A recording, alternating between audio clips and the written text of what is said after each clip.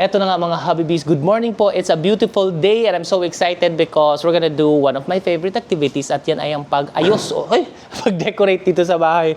We're gonna transform this table and get it ready for lunch. So may mga bisita kaming parating ngayong lunchtime and they're from Japan. Actually, nakatira ang alam ko, Tita Lorna has been in Japan for like many decades already. So, based on our experience, pag mga Pinoy na galing sa abroad or matagal na nakatira sa abroad, although they do eat Filipino food sa kung saan man sila nanggaling, no, like Japan or US, but every time they come home to the Philippines, iba pa rin ang authentic Filipino food. That's why si Javi Ray nagluto ng mga Filipino dishes today na mga, generally, ito na mga Filipino dishes, some people would think na hindi dapat siya sinuserve sa mga bisita, dapat sa bahay lang, kayo-kayo lang. But we really love these dishes. Pakita ko, wait lang. Hi baby, good morning. Hi, good morning. Anong ulam isuserve natin in today's lunch? Ang ating lulutuin ay dinuguan at saka ginisang munggo na may pata. Nilagyan mo rin gata? Hindi. Hindi na nakabili ng gata? Hindi nakabili ng gata. Okay lang. Oo. Pero okay lang. Pero sabi ko nga, ang munggo, hindi siya generally siniserve sa bisita because parang tawag nito, parang some people would think it's not special, pero ito very special naman. Masarap kaya. Oo, meron siyang pata. We just wanna give our guests kasi yung parang nostalgic Filipino feels na. Dahil yung ating guest ay taga-Japan. Yeah, kaya nga. Ito ang Dinuguan, pinapalambot ko na yung karne, karne ng baboy. Tapos yung pata natin, may sabit pa, Chess.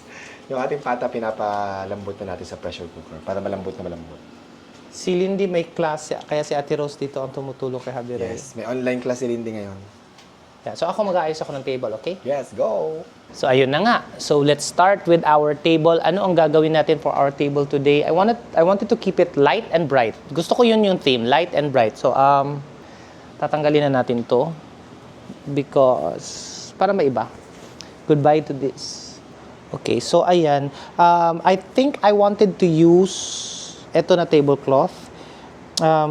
Ang kapal nito. These are actually linen talaga na tablecloth and I bought them when I was in Madrid because there was one time na I was hired to sing in Madrid for the Department of Tourism. So, tapos in between the performances, no, pag may mga break time kami, nakakapagpasyal kami.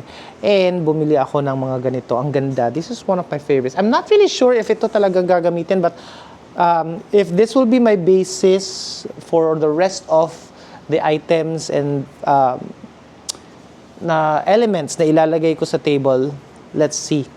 So ito muna. Let's give you a better angle of what I'm doing.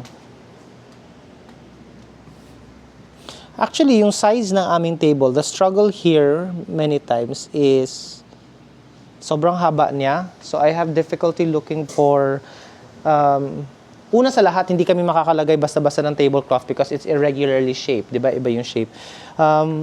But second, sa table runners naman, most of the table runners na available sa malls, no, are either or usually too short. I'm okay with too long but kasi ang too long, pwede mo naman just keep it hanging sa floor, 'di ba? Pero wala. And with that being said, etong tablecloth na to, it's actually short. Wait, I'll show you. That's why when I bought this doon sa Madrid, I bought two. Because ganyan siya, kung bitin siya. Like edge to edge talaga siya, which is not supposed to be. You should have it like hanging. Ganyan siya. Can you see it? Ganyan siya kaiksi. 'Di ba? So, what I do,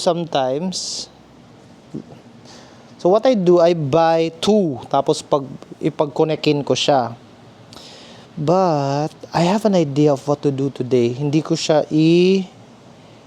lengthwise. I'm gonna do it. Wait lang, I'll show you. Yan, let me show you. Kasi sometimes ang ginawa ko, ito, kino-combine ko dalawa para, 'di ba, para ma-extend ko doon, ma-extend ko dito yung isa. Dalawa. Hindi lang halata na dalawa pa lang pinagsama. But today, I think I wanted to do lengthwise. No, I mean crosswise. What if igaganyanin ko? Ganyan, para maiba lang. I know some people would say na mas gusto nila lengthwise. It's always like that. I just like to experiment a lot.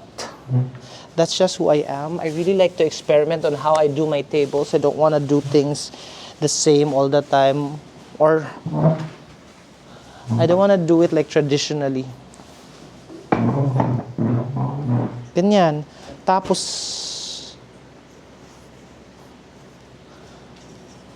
oh, diba? That would be a non-traditional way of, yes, baby. Ganyan. Don't you think that's interesting? It's not your usual table. So, it's not also your usual table runner.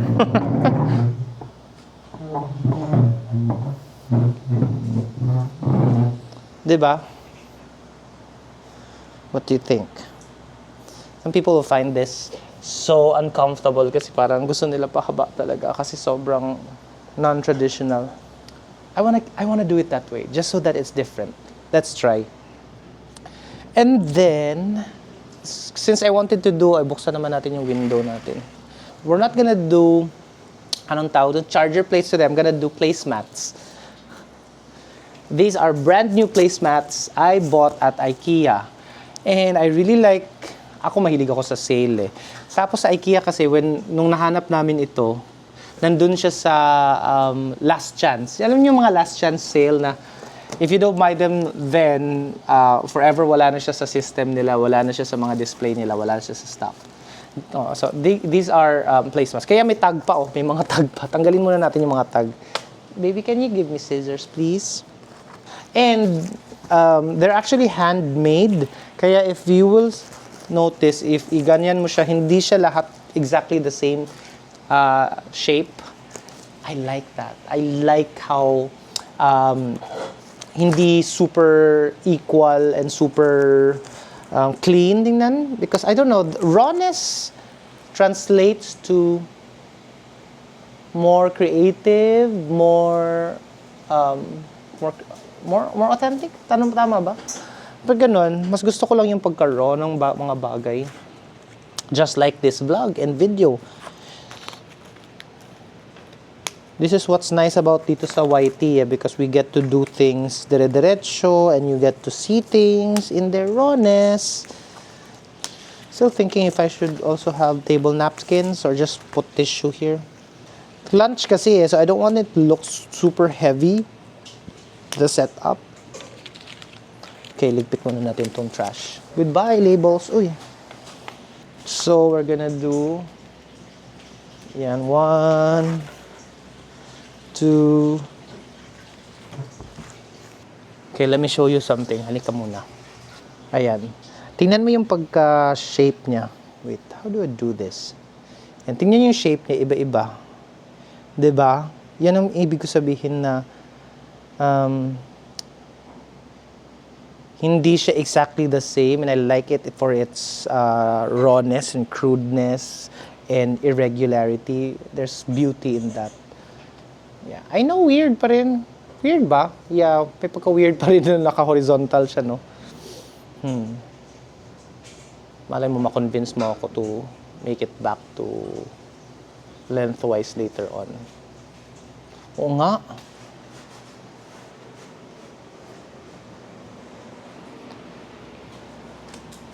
I don't know. Lengthwise ko na lang ba? Mamaya na, panindigan muna natin to. Panindigan muna natin to, tapos later, if hindi talaga siya maganda tingnan, gawin na natin pahaba. Pero panindigan na natin yung crosswise na pagkalagay. Okay, and I decided for our light and bright lunch theme, eto yung plates ko. Ganda di ba ng shape niya? It's not your usual. Yeah. I know I did say in previous decors vlog na dapat dark. And kung dark ang yung under, like yung charger plates or placemats, light, they're both light, but at least they're not the same color. So they still, yan. Let's see kung saan ko siya madadala. I like to take on a challenge. Ayan, ito muna.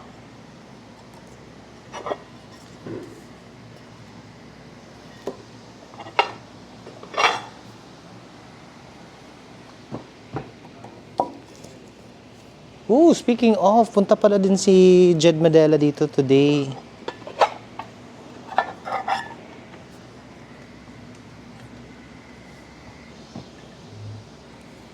Yan. Carry ba? Is it making sense? Hindi pa, no? Wala pa kasing kulay. Puro light.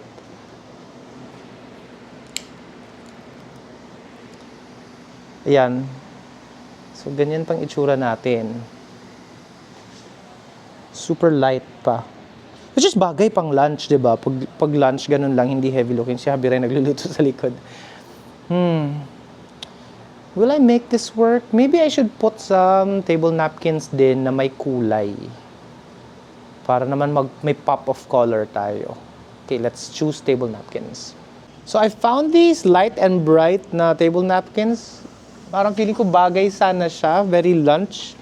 But the thing is, I only have 6 of these and I need 8. Minsan kasi mga sets come in 6. That's why I buy 2 sets most of the time para maging 8. So, hindi ko siya pwede gamitin. Let's look for another. Sayang sana o ganda sana. So, okay, I have 2 options today. Yellow or itong green. Ang ingay ni Bella. Pag may mga bisitang dumadaan or may mga taong dumadaan sa labas, nag-iingay yan si Bella. So, eto, I have this or this. For this. Pwede naman green, pero I think I wanna go for bright talaga. This, paano ko ba siya ifo-fold? Again, I wanna keep this simple though. Saan ko to nabili? Mga sale sa Gordos.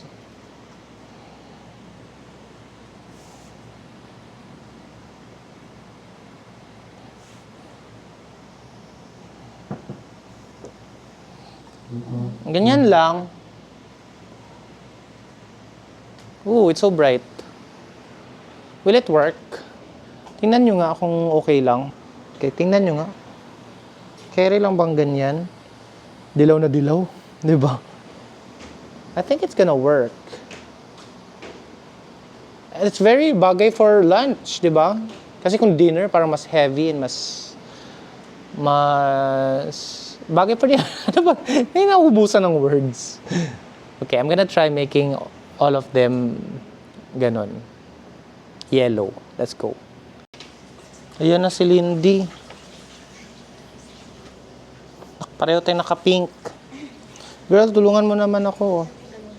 Ayan na, tapos na natin. At dahil sobrang light na, itong black na spoons ang gagamitin natin para naman may mag-pop naman. Carry. Ganyan. Pakita ko sa iyo. Bale, ganyan.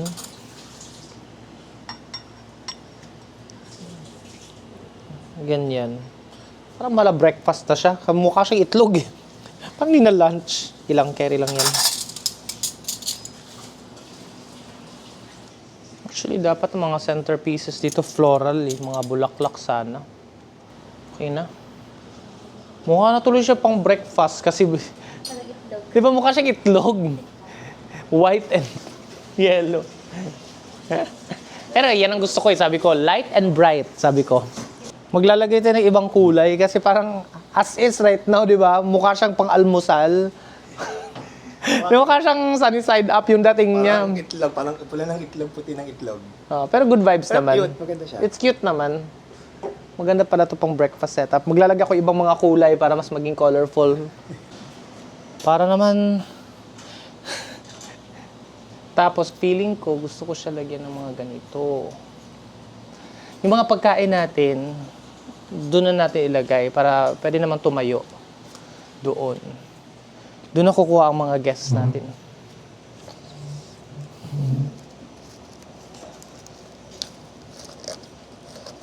Ganda, di ba? Simple lang. Ayan. I'm still thinking, hinahanap ko kasi yung mga pink na bulaklak. Hindi ko mahanap. Wala dun sa baba eh. Feeling ko nasa building. May mga bulaklak pa tayo sa garden.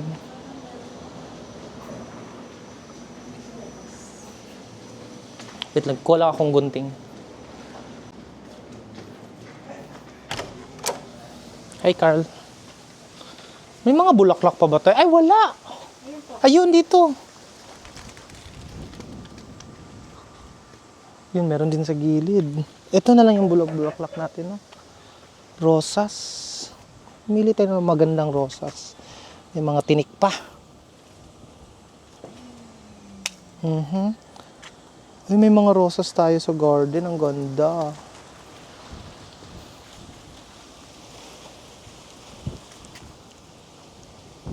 Aray, daming tinik. Oo nga, matinik pala to. Ayan. Parang kailangan ko ng basket, girl. Para hindi ako, oo, balik ka na lang. May video ka na? Yan. Yan kasi matinik. Ganda ng mga rosas. Kahit maliliit pero maganda. First time natin gagamit ng mga bulaklak na galing sa garden. Tapos meron tayo dito mga light colored naman.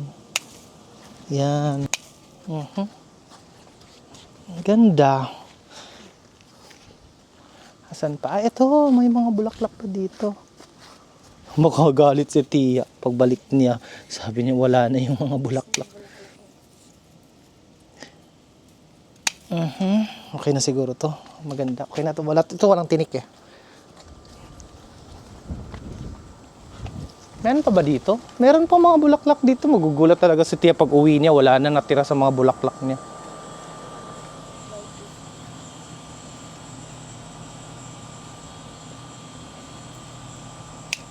Yan. Tara.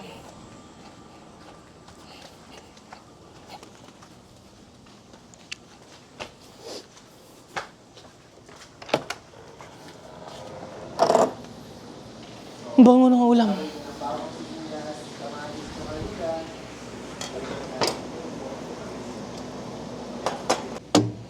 Naalala niyo to, yung mga recycled bottles. Tinanggal ko muna yung lamp. Di ba multiple purpose na mga recycled bottles. Parang dito ko gusto ilagay yung mga bulaklak. Parang kailangan lagyan ng tubig, Lins.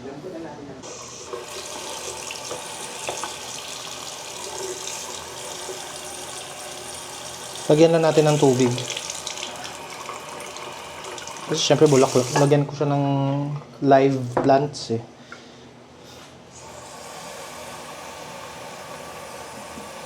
Minsan sayang kasi yung magtapon ng mga bottles na luma kasi pwede naman siyang pang decor. Gusto ko pang mga ganitong bottles sana.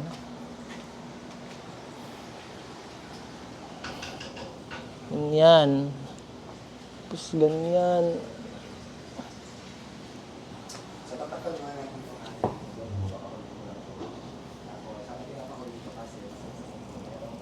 Konti lang.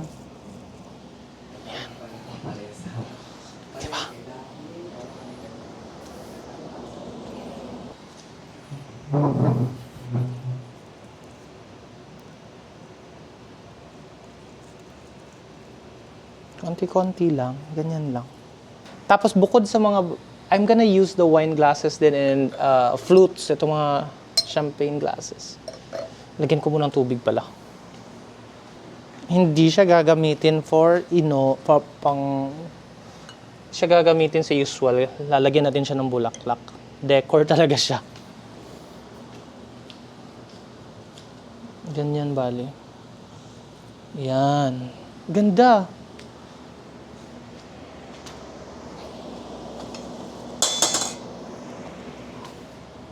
O, diba? Fresh flowers. Naging mas... Yes.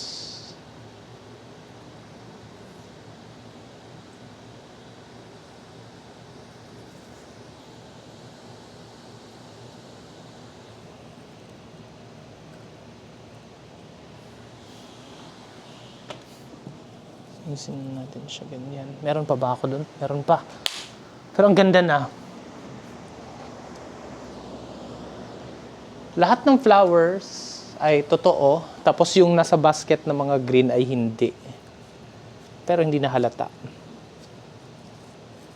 Dito siguro. Yan. Yan ganda. Oh, wala nang lalagyan ng pagkain dyan. Pagkain doon. Tapos alam ko may munggo, may mga sabaw-sabaw tayo, maglagay tayo ng bowls. Brown naman ang bowls ko. Para naman may konting contrast. Bowl. Ayan, kasi may mga sabaw tayo. Nalagay lang ako dyan. Proud na proud ako sa setup ko. Kanina parang sobrang plain and basic, but now it looks so elegant and fresh and happy and light and bright. Yun na na-achieve natin.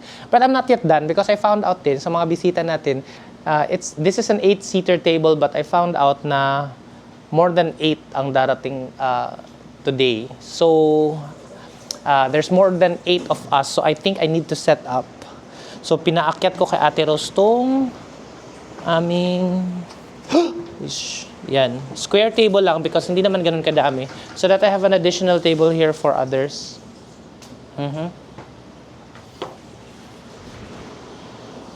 Bango, anong gamit ni Ate Rose dito? Bango.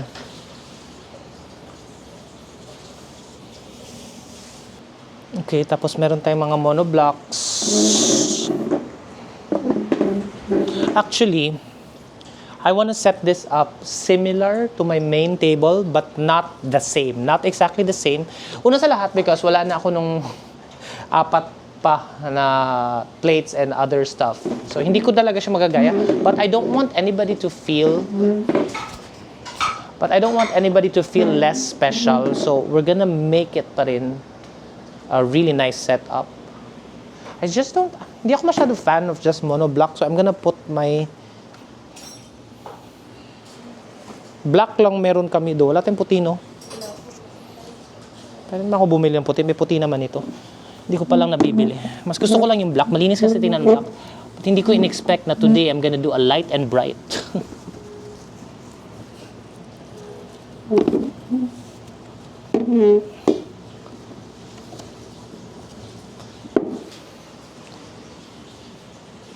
Black and white, natuloy siya. What if hindi ko na lang lagyan? Para puti, no? Dumilim eh. Hindi, mamaya ako mag-decide. Tapos, para similar doon, di ba yung table runner ko is like yung blue. Ito, hindi naman to sa Paris pinili, pero it's still blue and white. Ganyan. Parang hindi ko na kailangan i-block. Puti na lang. Kahit monoblock siya. Kahit ayoko naman talaga ng plain monoblock, but nagmamatch eh. It works pa rin eh. So I probably will keep it that way. Maybe. Mim, tingnan mo. Hindi ko na lang lalagyan ng black yung monoblock. Bagay siya. Para maaliwalas. No? Wag na lang lalagyan. Kasi parang naiiba siya, na nag-block siya ang liwanag na ng main table natin, tapos dito ganyan. Wag na. Malinis naman yung monoblocks eh. Oh, ganyan. Diba? Sige, mamili naman tayo ng mga plates for this. And remember, dito sa main table natin, yung ating placemats ay irregularly shaped. Since dito, rectangle naman yung ating placemats, dito ako babawi din para similar. So it's not the same, but it has the same concept, o irregularly shaped plates.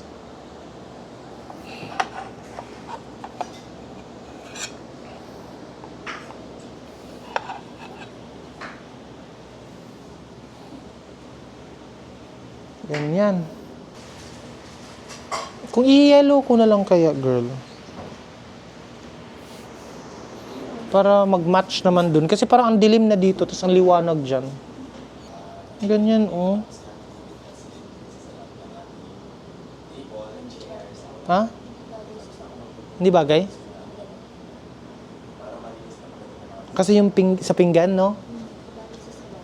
Bagay siya sa white pero hindi sa itong pinggan na to. Okay. At dahil hindi ko magamit ang yellow na table napkins, pero may yellow kasi doon. So tinitingnan ko kasi doon yung kulay na may super yellow. Dito wala, hindi ko na magamit ang yellow kasi hindi din bagay sa plates yung yellow. So para may semblance of yellow tayo, gold ang gagamitin ko dito. Yan, para meron namang sort of yellow.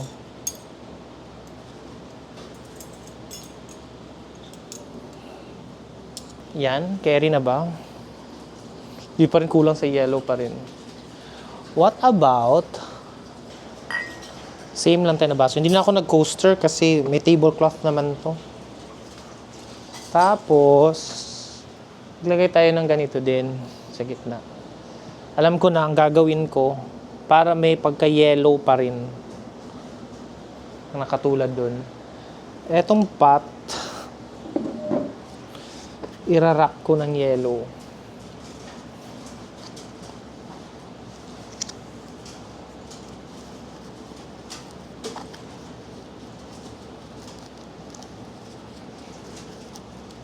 Ganyan lang.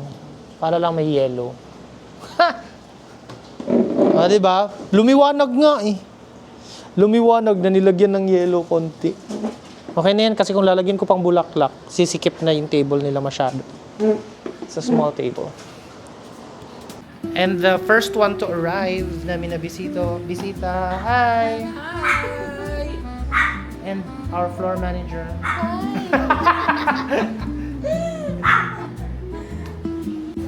And dito na yung next natin na guest dumating. Ate Dots. Kuya Noy. Ganda! And ang ating guest of honor, si Tita Lorna is here. Hi! Ganda ng bahay! Ano na ako yan?